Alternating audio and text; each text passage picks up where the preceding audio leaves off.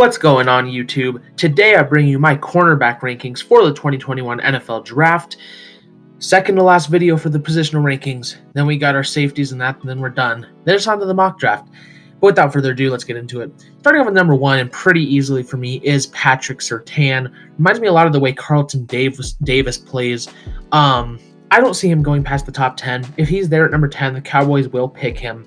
He has the potential to be, I'd say, a top 5 cornerback in the league. And at worst, I think it'll just take him maybe 4 or 5 years to get going, kind of like Jeff Okudah.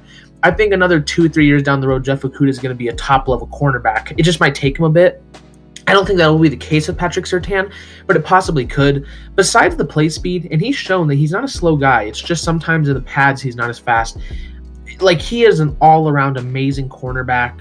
One team apparently has him as like their number 2 non-quarterback player, and I could definitely see why. I don't think of him that highly, but he is a very talented, very good cornerback, and Patrick Surtain is easily the number 1 here. Then number 2, we have Jaycee out of South Carolina.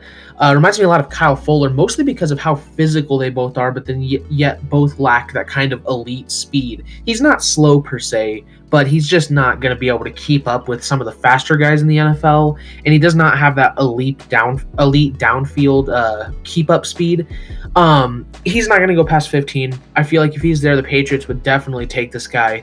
Again, another guy that has the potential to be a top 5 cornerback in the league, and at the very worst, I see him as a starter. Maybe not an elite starter, but a starter for sure. Very, very physical corner, and I love that in him. And all around a very solid man corner as well, and pretty good in zone. So Jaycee Horn is a very good cornerback. Then at number 3, we have Caleb Farley. Such an interesting player because I want to put him number 1. I want to put him number 2, but the injuries are just, gonna drop him. I don't think he's gonna go until the early second, and I think they're just better corners and safer corners at this point. Reminds me a lot of Jimmy Smith.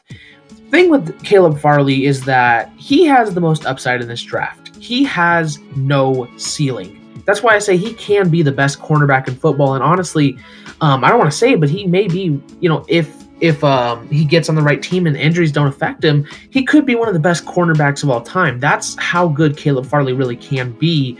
But kind of like why I put Jalen Phillips at number 3, even though he should be number 1, it's just the injuries are scary. And like I said, I don't really take injuries into that much into account. This is more based off of talent, but I can't put him above Surtain or Horn when they're just way safer prospects. I do really like Caleb Farley. I love the upside, and I think talent-wise, he's the best corner in the class, but the injuries are just scary. So if the injuries don't hurt him, whoever picks him up in the second round is going to get an absolute steal. Then at number 4, we have Greg Newsome out of Northwestern, a guy that, like I've said before, did not get a lot of attention until this year, and he is a very, very good corner.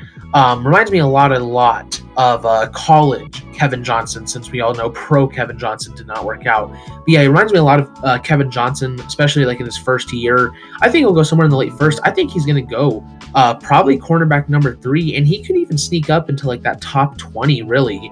Another guy that has that potential to be a top 5 guy, and at worst I see as a starter. He's a fantastic man corner, kind of like Jaycee Horn. He's not slow, but he just doesn't have that elite downfield speed, so he's not going to be able to keep up with your Tyreek Hills. Overall, though, Greg Newsome is still a very, very solid man corner, and like I said with Jaycee Horn, he's not even that bad at zone, although he is definitely much better of a man corner. Still really like Greg Newsome. He's an amazing prospect as well. Then at number 5, we have Asante Samuel Jr., and my comp for him is Asante Samuel Sr. I think him and his dad play both very similarly, both in the fact that they lack in size, but they're so athletic that you really don't even notice.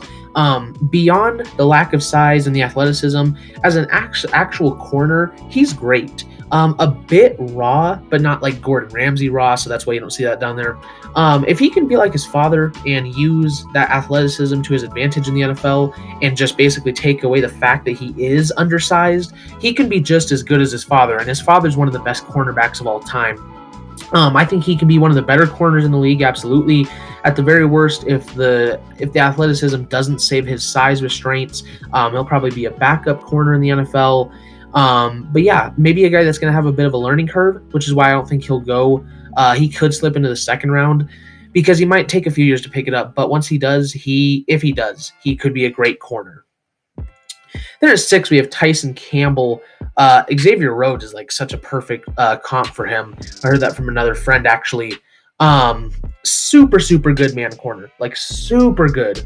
Problem is that he's not the best zone corner in the world. He's not bad again, but he's not the best. Very, very grabby. And that's just kind of a thing with Georgia corners for some reason, is that's the way they play. Maybe that's the way they're trained, is just to be grabby. So he is a very, very good man corner, but he's just a bit grabby, which kind of sucks because he is a very, very good corner. He can be a top 15 talent if he fixes that grabbing issue, because especially in the NFL, I mean, the grabbing is just an absolute no-no. If he can fix the grabbing, though, and get a bit better at zone, he could be potentially the best corner in this class. And it's the same with his Georgia teammate that we'll talk about in a second. But Tyson Campbell, really, really solid. Then at number 7, we have Trey Brown out of Oklahoma. Reminds me a lot of Chris Harris Jr. Because he is a super, super smart player. He could translate to a more of a slot nickel corner, and I think he'd be great at it. But once again, especially why I compare him to Chris Harris Jr. is he definitely lacks in size. I'm pretty sure he's like 5'9". So he's pretty undersized. Definitely not going to be able to, play against those taller corners, but he's very quick for his size, which, when you are that small, I hope you're quick. Otherwise, you're just not worthless, but not good. Can be a top 20 corner, but could also be a bust because that size could hold him back. But he is still a super smart player. I expect him to be able to work against that size, just like Chris Harris Jr. did. And I think he could be a great corner if he does not let that size go against him. Then at number 8, we have Tyson Campbell's teammate here in Eric Stokes. Shaquille Griffin reminds me of him a lot.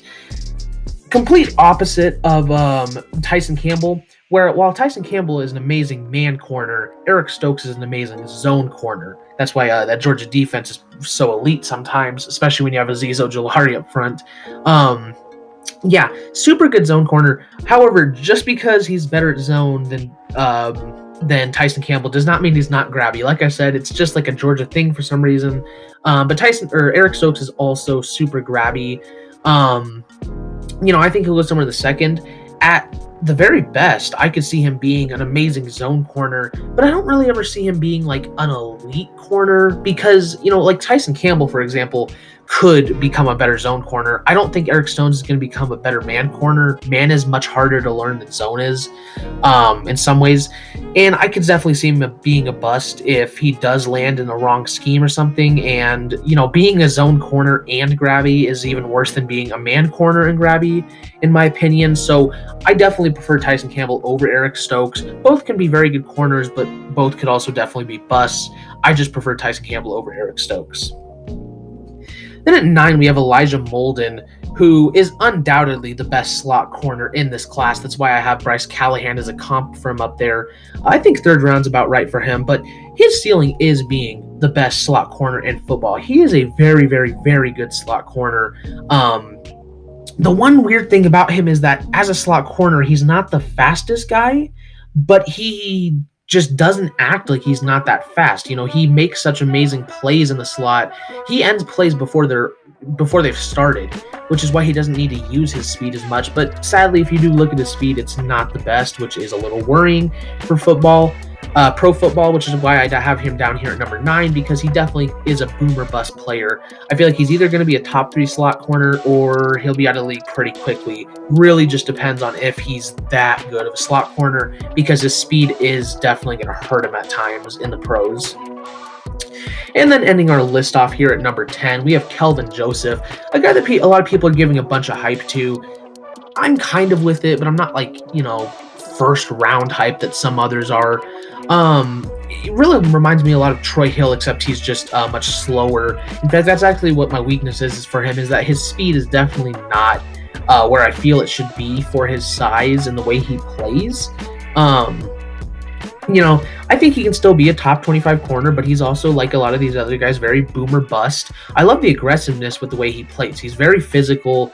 Even if he's not the biggest guy, I mean, he plays like he's the biggest guy on the field. So, I mean, sort of like his teammate Jamin Davis, I love his attitude. Like, I love his athletic ability. I love his aggressiveness. But, there's just something that I think is going to hold them back as a player.